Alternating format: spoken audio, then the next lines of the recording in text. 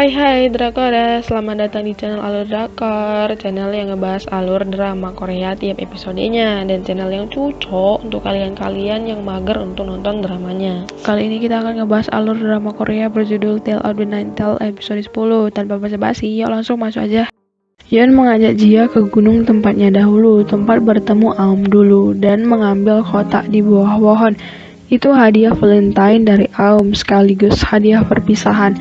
Aum bilang karena dia menyukai Yeon jadi dia akan melindungi Yeon. Tapi Yeon melukai hati Aum dengan mengatakan memangnya Aum siapa? Aum gak sekuat dirinya. Ternyata Yeon takut mencintai manusia yang akan mati. Yeon melarang Aum datang lagi, tapi suatu kali Yeon meninggalkan gunung karena mengejar arwah jahat. Yeon melemah karena meninggalkan gunung, dan banyak warga menyalahkan Gumiho akibat menyerang desa. Padahal bukan, dan Aum menyelamatkan Yeon dari warga itu, dan mengantar Yeon ke gunung lagi. Yeon berterima kasih dan berjanji akan membalasnya nanti. Itu menjadi suatu janji yang mengikat bagi mereka berdua. Imugi ini ternyata udah berencana akan mengambil alih tubuh roh gunung dan menjadikan dia istrinya.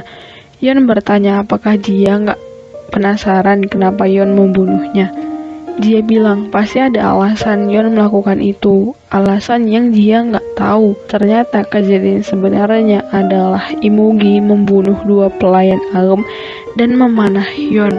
Panah itu beracun bunga mawar kuburan. Yeon berkelahi dengan Imugi dalam tubuh Jia. Imugi mengancam akan membunuh Aum, tapi Yeon bilang Aum nggak berarti apa-apa untuknya. Yeon hanya memanfaatkan Aum agar mendapatkan Imugi. Yeon sangat bingung dengan perubahan Aum yang tiba-tiba, kadang-kadang dirinya, kadang-kadang Imugi. Bahkan juga tertipu. Imugi ingin membunuh Yeon, tapi Aum menahan sekuat tenaga. Aum menangis, ternyata dia yang membunuh penduduk desa karena ngelihat dua pelayannya udah mati. Aum udah gak tahan lagi dan minta Yeon membunuhnya. Imugi dan Aum berganti-gantian muncul. Karena sedih ngeliat Jia, Yeon menawarkan tubuhnya kepada Imugi agar meninggalkan Aum. Imugi meminta jantung Yeon. Sebelum memberikannya, Yeon bilang ke Aum, hiduplah yang lama dan lupakan aku. Tapi Aum gak mau dan minta balasan Yeon sekarang. Balasan untuk budi waktu Aum nolong Yeon. Permintaan Aum adalah agar Yeon membunuhnya. Aum bilang, jangan lupakan aku. Aku akan bangkit dari kuburan kalau Yeon mencintai wanita lain. Karena utang itu mengikat, sekalipun Yeon gak mau, tapi tubuhnya harus membayar hal itu. Tangan Yeon berubah bercakar dan tubuhnya bergerak membunuh Aum dengan tangan itu. Yeon sangat sedih, mau gak mau dia harus membunuh Aum dan hutang itu pun lunas. Aum berkata, aku melindungimu. Yeon sangat sedih dan menangis. Dia menggenggam tangan Yeon dan berterima kasih karena sudah menunggunya serta meminta maaf karena Yeon harus menunggu lama. Yeon kini melihat dia sebagaimana adanya dan melupakan masa lalunya. Yeon ingin datang ke tempat Rang. Rang kesakitan itu bukan karena racun zombie tapi karena hidup Rang hampir habis. Rang yang setengah Gumiho sudah hidup cukup lama. Rang berencana memberitahu soal Imugi pada Yeon. Rang minta dibelikan makanan pada Yuri. Yeon datang dengan membawa bunga jelea kesukaan Rang. Jaehwan terus penasaran soal Yeon, kayak pernah gitu dilihat. Dia ngasih tahu payung merah. Mereka pun kaget. Rang kedatangan Pak Presdir yang menjemputnya. Di rumah Presdir, Rang kelihatan lagi sekarat. Presdir menawarkan bunga ceplukan, tapi Rang menolak. Rang sangat ingin membunuh Presdir ini karena banyak cakap, tapi nggak bisa karena terikat hutang. Dan hutang itu belum dibayar. Presdir menginginkan Rang membawa Yeon kepadanya dalam 2 hari. Hanya tubuhnya saja. Dan menyuruh Rang makan ceplukan itu agar bisa membayar hutangnya karena Rang harus tetap hidup. Yuri kembali ke rumah dan gak menemukan Rang di rumah. Yeon pun datang dan makan makanan untuk Rang. Yeon menghabiskan makanan untuk Rang dengan lahap dan menunggu Rang datang. Tapi Rang gak datang-datang. Akhirnya Yeon menitipkan bunga azalea yang dibawanya pada Yuri. Rang keluar dari rumah Presdir dan Shinju melihat itu. Shinju mengawasi rumah itu dan mencari tahu siapa pemiliknya. Dia menawarkan memberitahu kehidupan temannya di masa lalu, tapi mereka nggak percaya sampai ngelihat sendiri siapa mereka sebenarnya dengan kacamata Rang.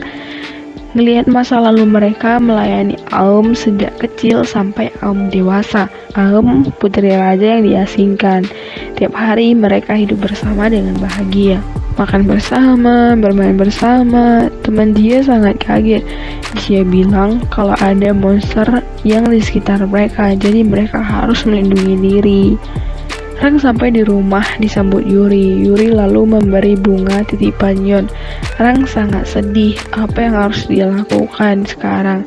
Rang menangis memakan bunga azalea itu. Mungkin teringat masa lalu. Di suatu tempat, polisi menemukan mumi wanita di balik tembok. Sementara ini, dia tinggal di rumah Yon. Lalu Yon dan Shinju makan ayam bersama. Shinju mengatakan kalau dia mendapatkan kain merah itu dengan menukar dirinya akan menjadi pengantar orang mati di Sungai Samdo saat mati nanti. Yon mengucapkan terima kasih untuk itu. Pagi harinya, si Presdir yang baru bangun dikagetkan dengan kehadiran Yon di sana. Yon bertanya di mana Ibu Gi. Presdir nggak kasih tahu, tapi Yon mengancamnya. Yon datang ke kantor imigrasi, kemudian melihat foto Rang di daftar pencarian buronan, tapi si nenek tahu itu bukan Yon, tapi Rang. Rang nanya kayak mana caranya membatalkan hutang. Si nenek bilang matilah. Aduh, si kakek nantang waktu keluar ruangan dan bilang jangan langgar kesepakatan itu, tapi ingatlah setiap kesepakatan mengikuti aturan. Rang menyadari sesuatu. Tim Jia kedatangan anak magang dan orang ini adalah si Imogi, namanya Terry. Jia memperkenalkan dirinya, Nam Jia. Imogi ini bisa mendengar pikiran semua orang, mulai dari Jewan sampai si bos, tapi nggak bisa sama sekali pada dia, sama sekali nggak bisa didengarnya. Terry memberitahu ada berita mumi ditemukan di balik tembok. Dia yang pergi diikuti Terry sebagai kameramen. Mereka tiba di kamar mayat tempat mumi. Sangat mengerikan, darahnya terkuras. Dia menyadari sesuatu. Kuku wanita itu, kuku palsunya mirip dengan kuku yang ditemukan Jia di rumah Prestir. Jia pun kembali ke kantor memeriksa lacinya, mengambil kuku itu, lalu mendatangi ruangan Prestir, menanyakan siapa wanita pemilik kuku ini. Prestir ini adalah orang yang dicari Jia. Pengkhianat Sogyeong juga yang mencelakai orang tua Jia. Dia sangat kaget, terlebih bunga buatan Jia untuk ayahnya ada pada Prestir.